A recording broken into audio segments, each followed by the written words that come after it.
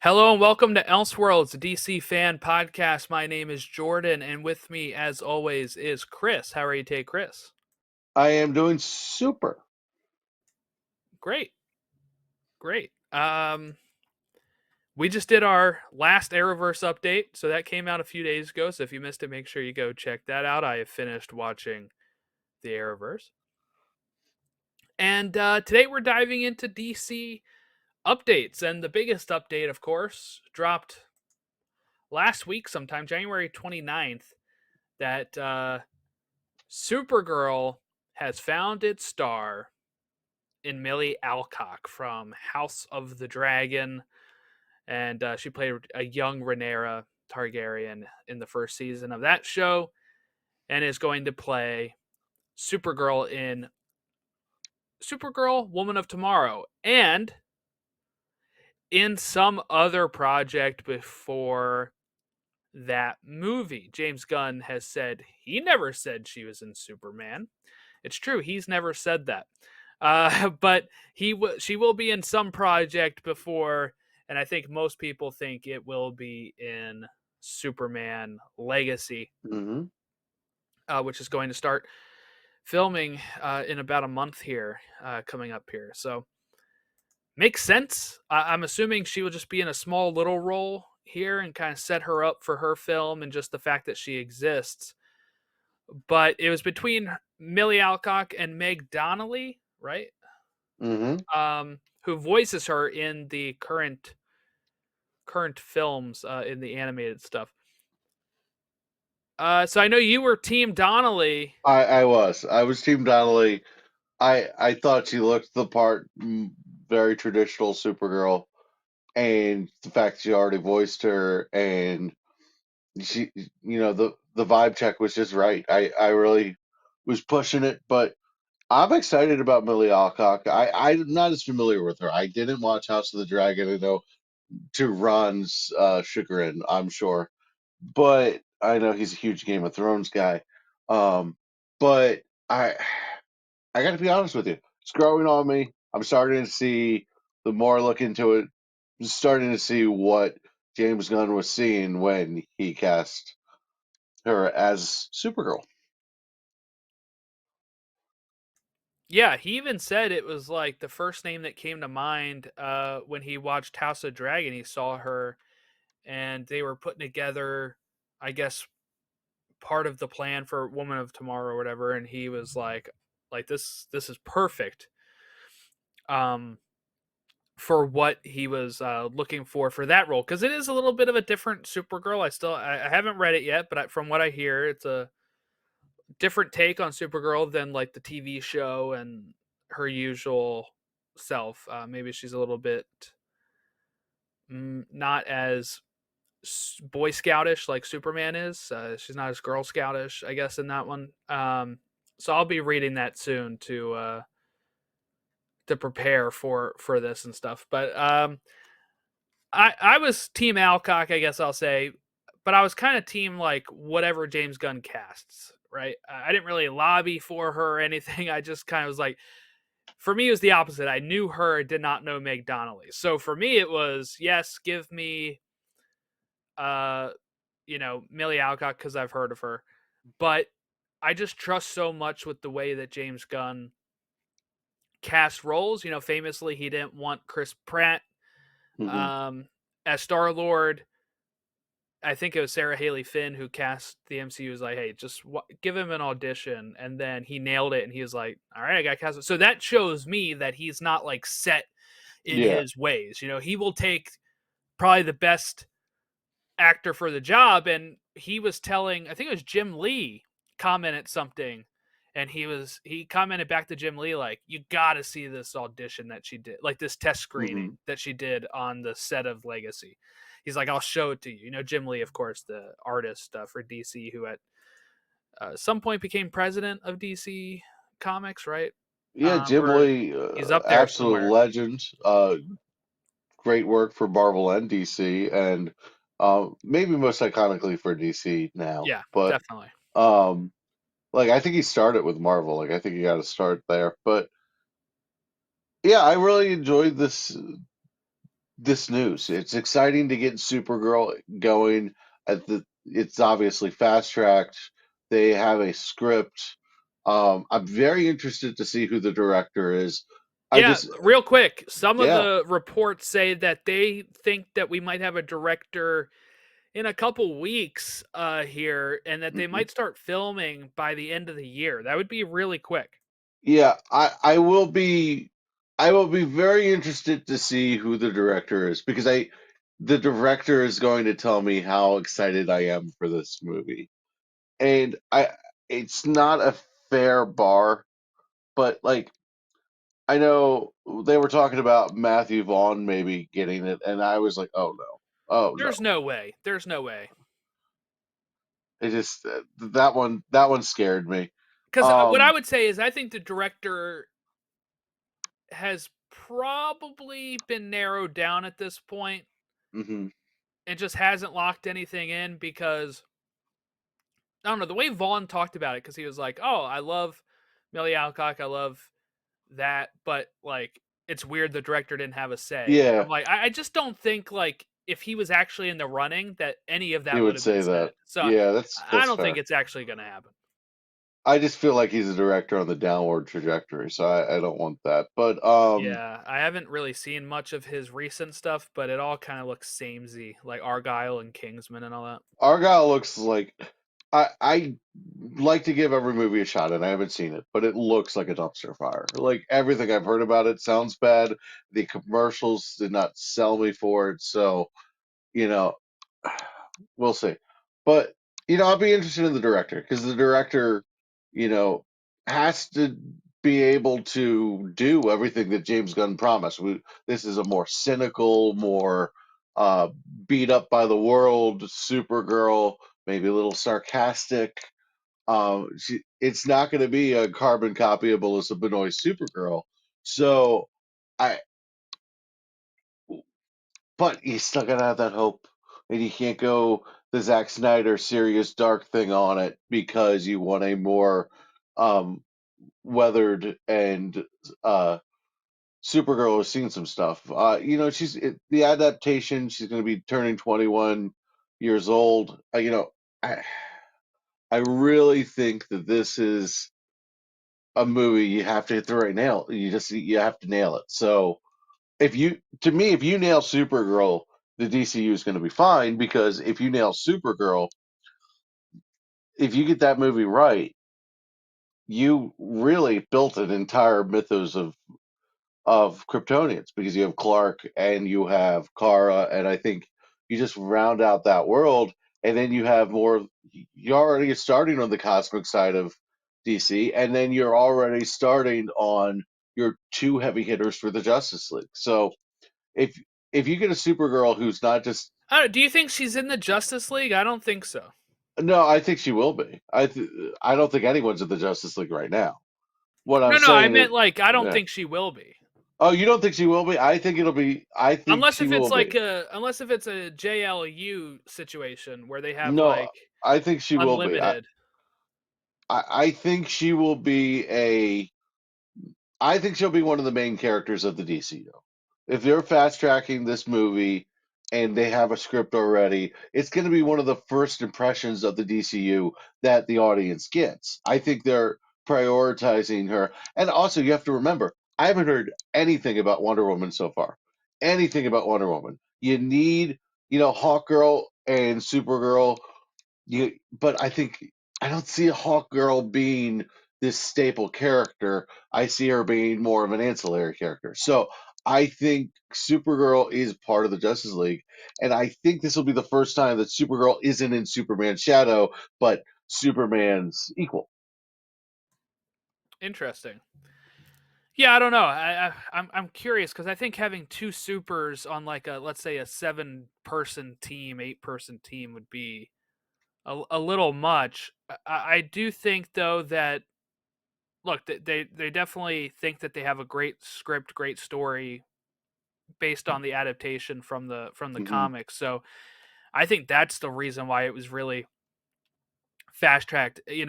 One thing I appreciate about James Gunn is that he's been very open of, if it doesn't have a script, we're not going to film it. Like we're not going Hmm. to film it the way.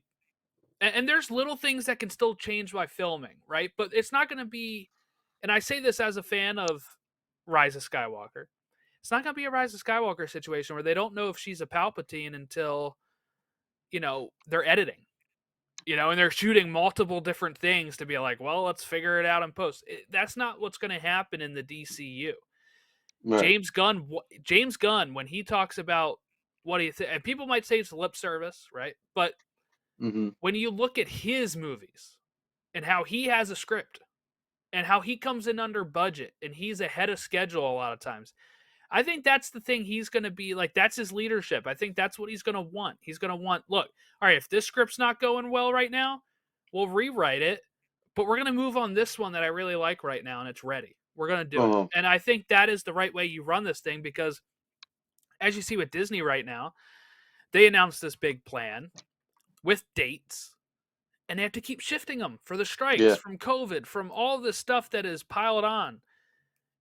Uh, Script rewrites, you know, all this stuff that has happened, and they have to keep pushing it. While he can just say, "All right, I have only given a date to Superman right now, and we're gonna work out which ones are actually moving on the right pace right now, and then we're gonna go ahead and get it out there."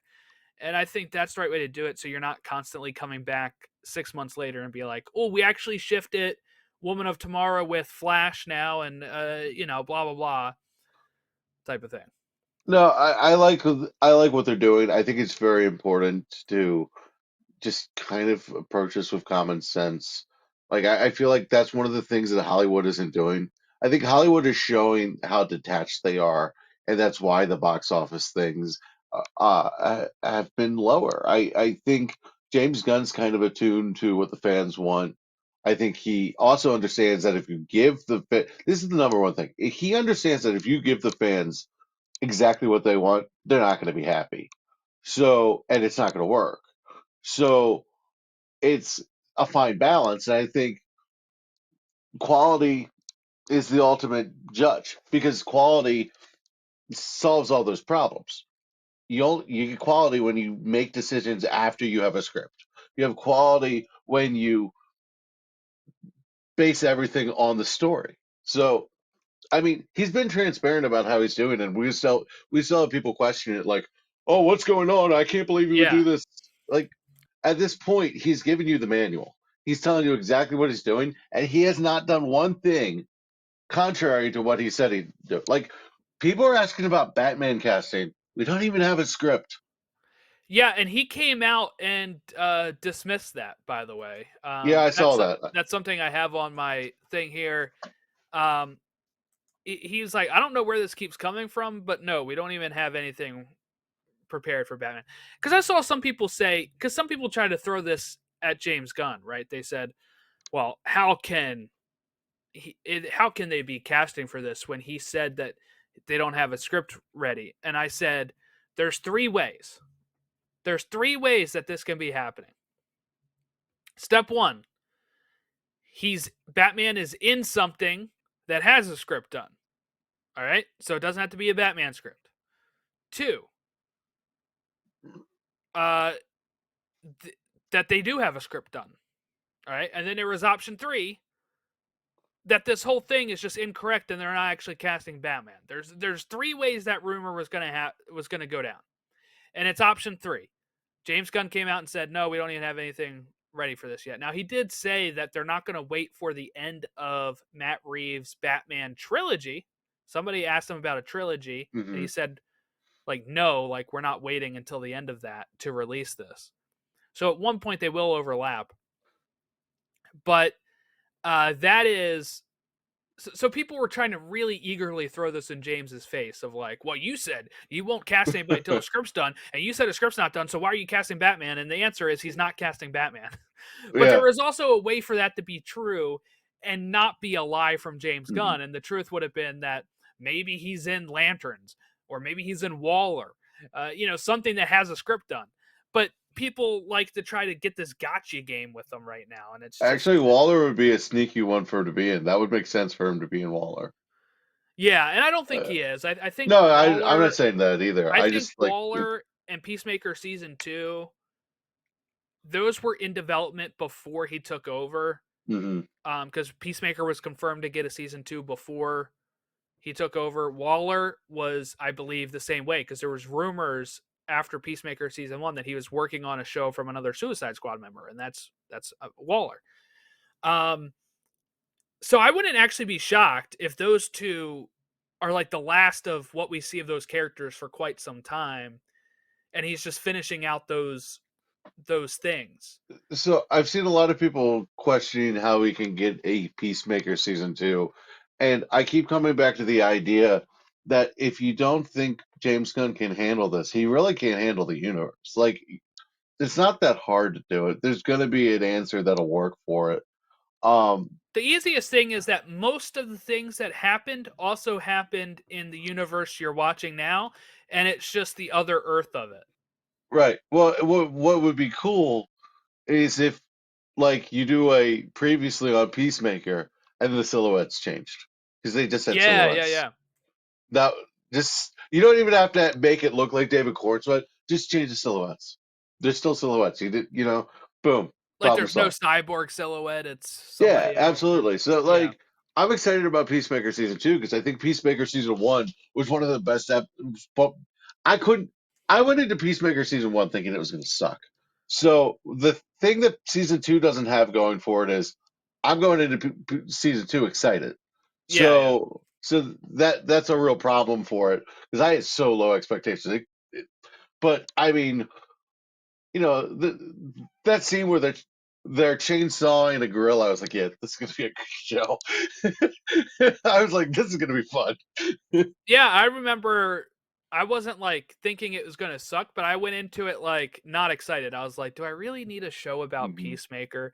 And this is why when people say we never asked for this are always wrong because Yep. I didn't ask for Peacemaker and it was great. So just put that aside. Well, James Gunn is the master of that. James Gunn is the master of who asked for this. Guardians of the Galaxy, Creature Yeah, yeah. Commandos is coming out later this year. And it's going to be good. Uh, Yeah, I'm absolutely convinced that Creature Commandos is going to get pooped on by people because it's going to, oh, the DC, they're starting with Creature Commandos. This is ridiculous. How could you start with Creature Commandos? And then 99% of the general public will have no idea it exists.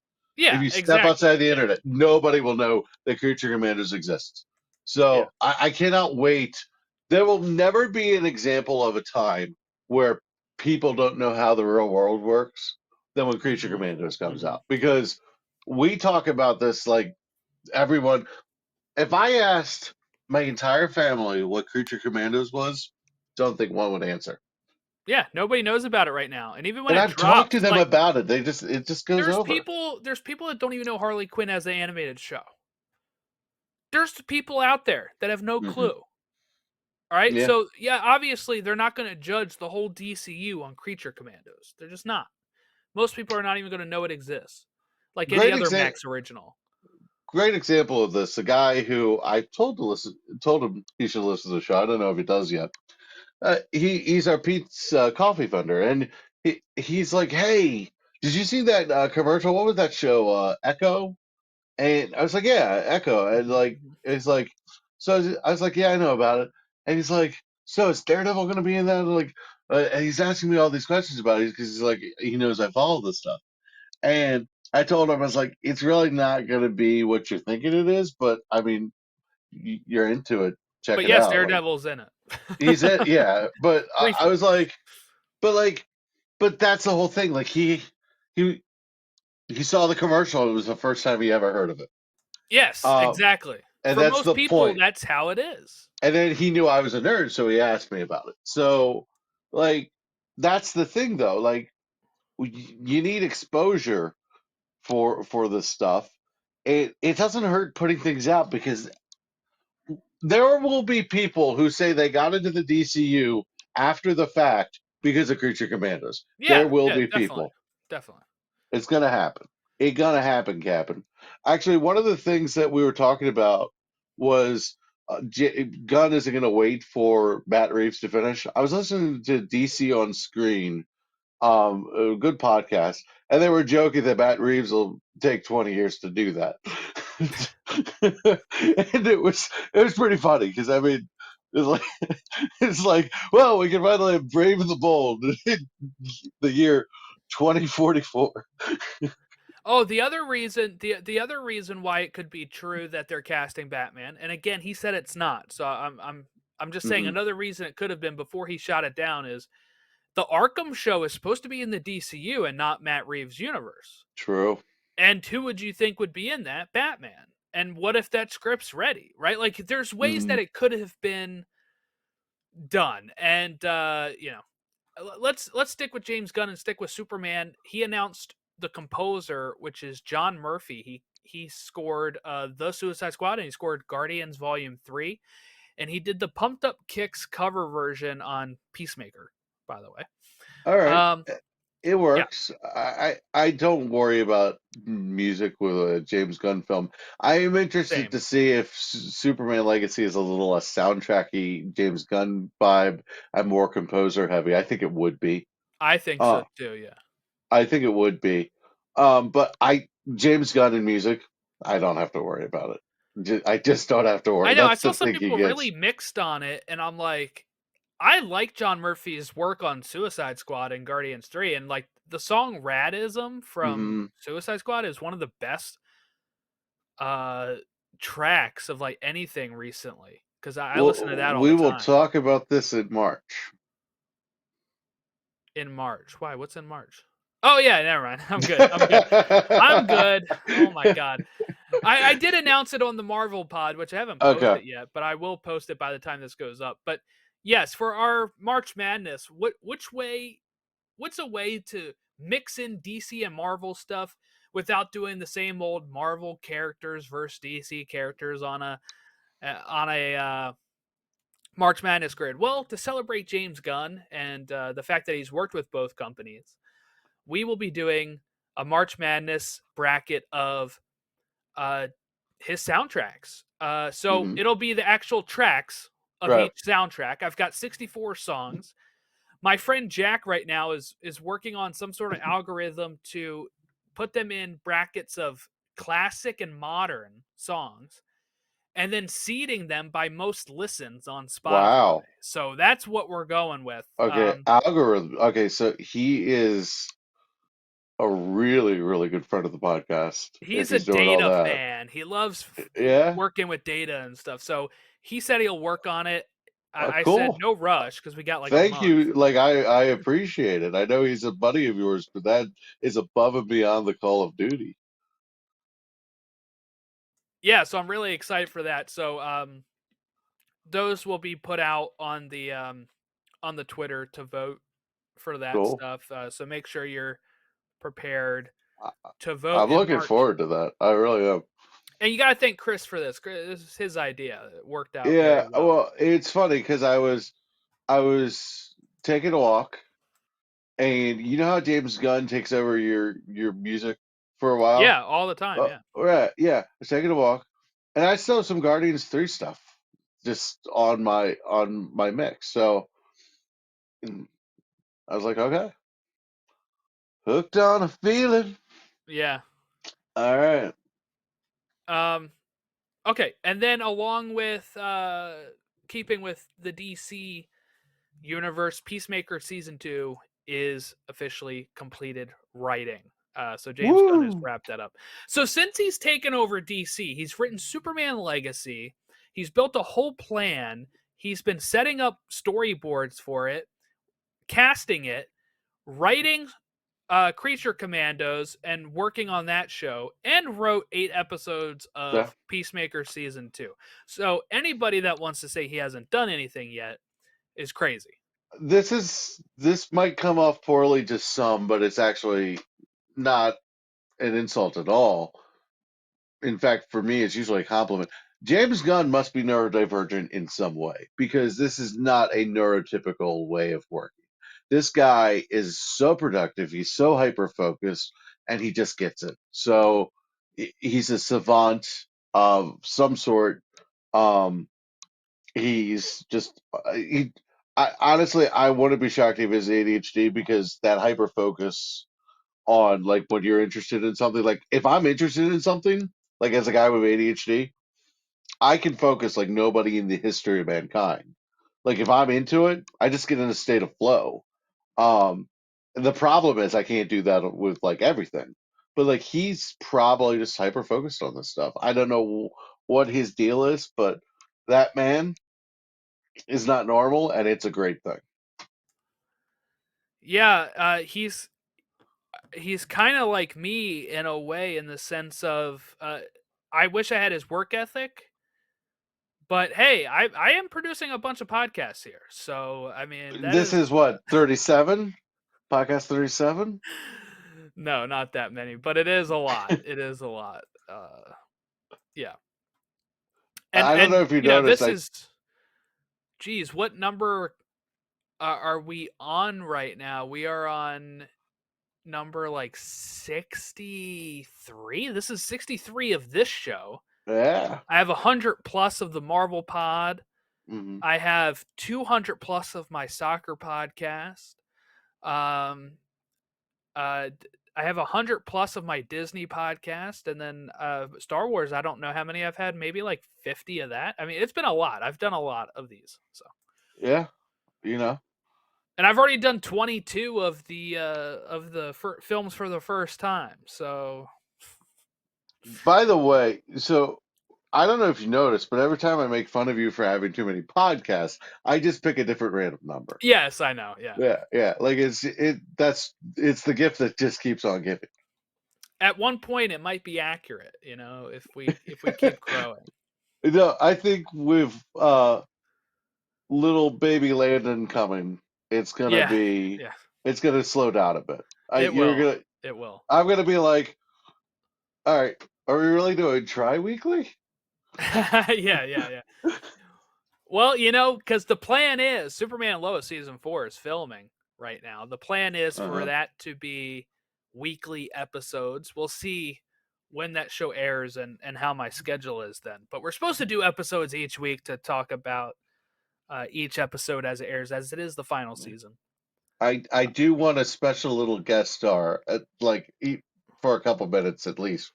I want to see the little bugger. Yeah, yeah, yeah. I'm very excited for you. I'm so Thank happy you. for you. That's awesome.